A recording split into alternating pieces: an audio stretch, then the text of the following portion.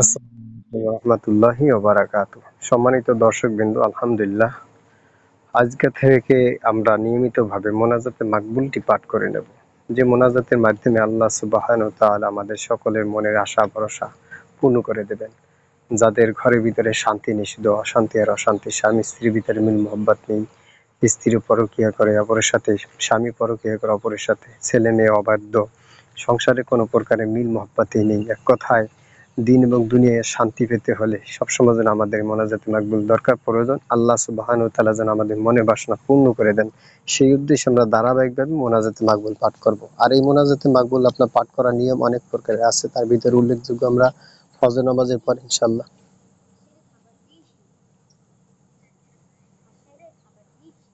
দ্রুত যাই এসে যাও। তো মোনাজাতে মাকবুল আলহামদুলিল্লাহ আমরা মন প্রাণকে উজাড় করে দিয়ে পাঠ করব সকাল সন্ধ্যা।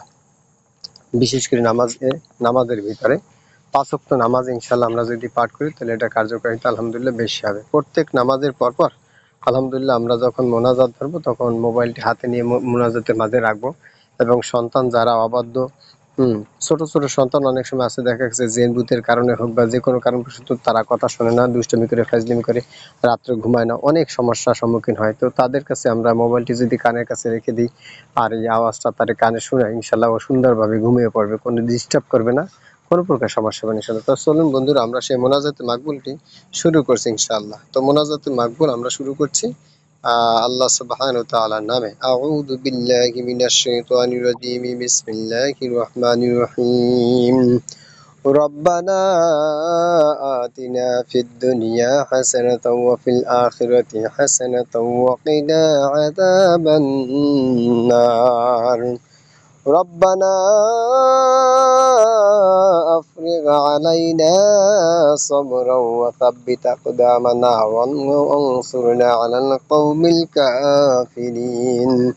ربنا لا تؤاخذنا إن نسينا أو أخطأنا ربنا ولا تحمل علينا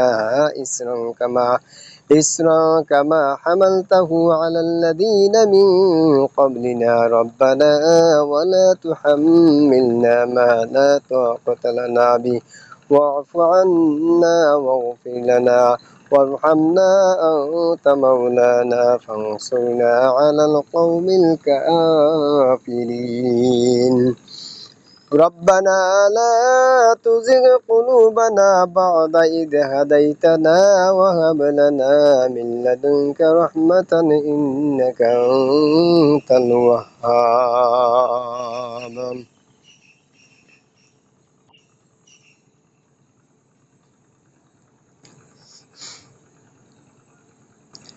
ربنا إننا آمنا فاغفر لنا ذنوبنا وقنا عذاب النار. ربنا ما خلقت هذا باطلا سبحانك فقنا عذاب النار. ربنا إنك من تدخل النار فقد أخزيته وما للظالمين من أنصار. ربنا إننا سمعنا مناديا ينادي للإيمان أن آمنوا بربكم فآمنا ربنا فاغفر لنا ذنوبنا وكفر عنا سيئاتنا وتوفنا مع الأبرار. ربنا وآتنا ما وعدتنا على رسلك ولا تخزنا يوم القيامة إنك لا تخلف الميعاد. ربنا ظلمنا أنفسنا وإن لم تغفر لنا وترحمنا لنكونن من الخاسرين. ربنا أفرغ علينا صبرا وتوفنا مسلمين. أنت ولينا فاغفر لنا وارحمنا وأنت خير الغافرين.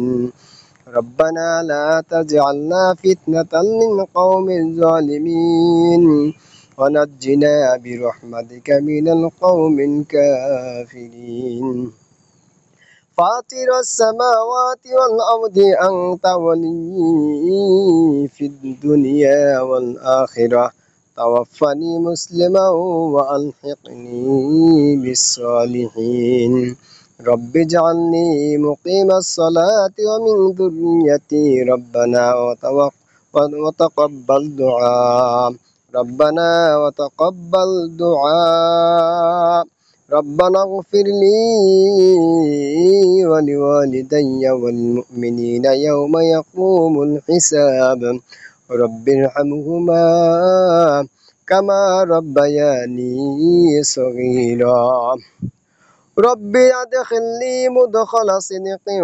وأخرجني مخرج صدق واجعل لي من لدنك سلطانا نصيرا ربنا آتنا من لدنك رحمة وهيئ لنا من أمرنا رشدا رب اشرح لي صدري ويسر لي أمري واحلل عقدة من لساني يفقه قولي رب زدني علما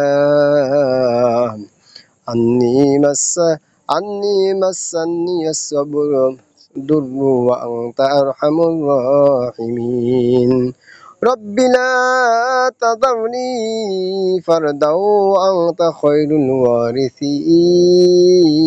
الوارثين رب أنزلني مطلا مباركا وأنت خير المنزلين কিছু বলবেন বাগান আমি বলছিলাম যে আল্লাহ বলছে যে একজন ইমানদার বা একজন মুরিদের ইমাম সাহেব তার সাথে যদি উচ্চ গলায় কথা বলা আস্তে কথা বলতে উচ্চ গলায় কথা বললে তার আল্লাহ তার তার নামে জুজু ঘোষণা করে। তা কালকে যেরকম একটা কথা আমি মনে হয় খুঁজে বলবো, যেমন আপনার একটা নামাজ হয়ে গেছে আর একটা নামাজ পড়ে আপনি জামাতে নামাজটা আমাকে পড়াইতে পারেন।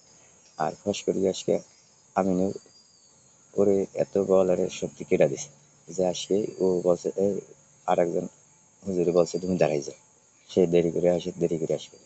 এরকম কথা যদি আমি এখানে জায়গা থাকি না, এই জায়গা আমার জন্মস্থান ঠিক আছে, এখানে আমার নারী পথা আছে, আমি থাকি না, এখন দেখি যে এখানে থাকি না একটা বাজার দিকে মানুষের মধ্যে করবে মানে ওই যে জায়গা আমি থাকি সেই জায়গা যদি যতদিন আমি ওই জায়গা মসলমারি করি অন্য কোনো লোক হইলে আমি ধরি আমি ঘাট ধরিয়ে মসজিদে ভাসিয়ে দিতাম, সে পাওয়ার দাম আরো জায়গা আমাকে দিছে তারা।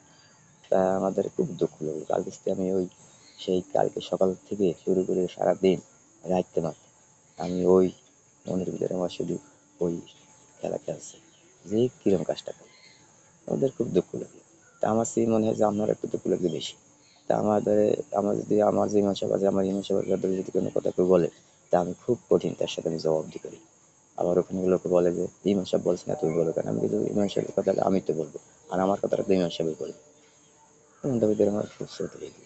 কালকে আবার দেখেন মাগরিবের এশার আসার সময় আমি আইলে পারি কম বেশি ওই আপনি যখন এনে মাদ্রাসা চালাইতেন তখন ওই জন্য চান্দরও ছিল তখন থাকাকালীন যতদিন যে এখানে আসে আমি আইলে পার যে ইমাম সাহেব থাক আমার দেখলে মোটামুটি সেনে আইলে পার পরিচয় দিই, তারপর বলে যাক আপনি যখন আসছেন একজন মসজিদ এক জায়গায় আপনি আজানটা দিন আমরা একটু ওই চান্দর নিজেরাই থাকতে হইলো। তারপরে আমি আজকে আমরা যদি পারি আজান দেওয়ার আমার একটা মানে রেসালা সময় মতন আমার আল্লাহ